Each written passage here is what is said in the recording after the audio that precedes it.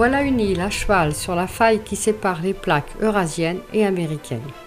Les deux parties de l'île s'écartent de 2 cm par an et donc le territoire s'agrandit de plus de 5000 m² chaque année.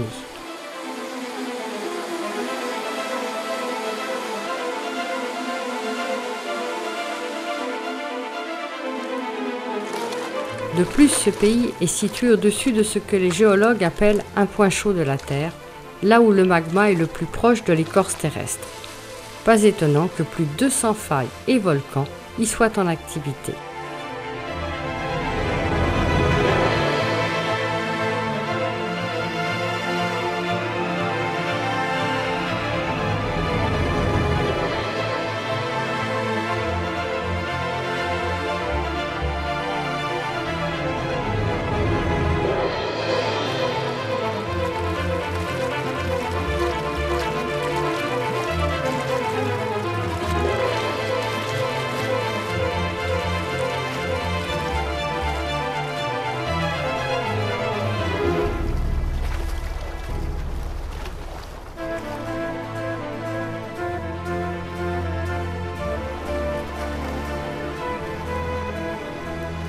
Cette île, si chaude par endroits, est aussi recouverte des plus grands glaciers d'Europe. Le Vanatiukul se situe juste au-dessus de la faille et du point chaud. Et c'est pour ça qu'en 1996, quand le volcan est entré en activité, il a subitement fait fondre d'immenses quantités de glace sous la calotte, induisant une débâcle d'eau et de boue. Conséquence, les limites de la côte en ont été grandement modifiées.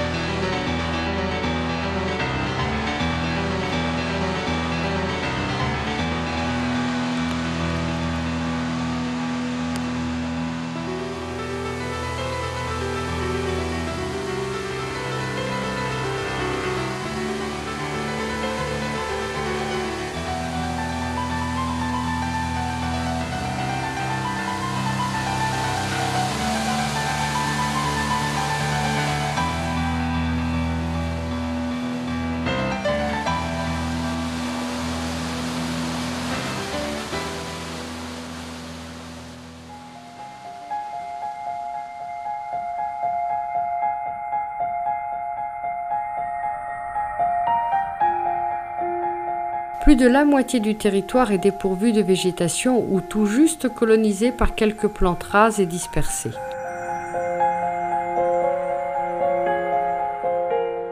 Mais ce qui nous surprend le plus, c'est l'absence totale d'arbres.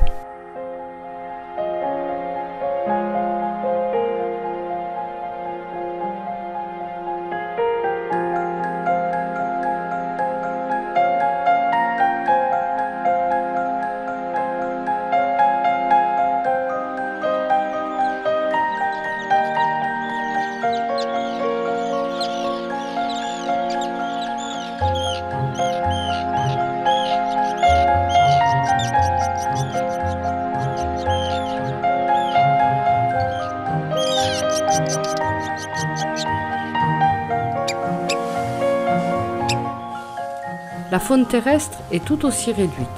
Pas de reptiles ni de batraciens, très peu d'insectes, pas de moustiques ni de fourmis.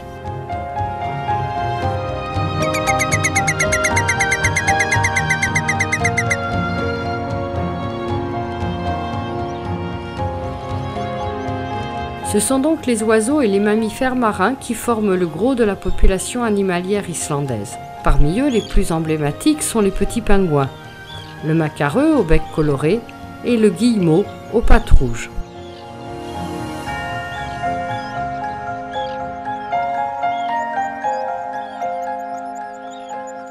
Ces oiseaux n'occupent la côte que sur une très courte période estivale pour la nidification.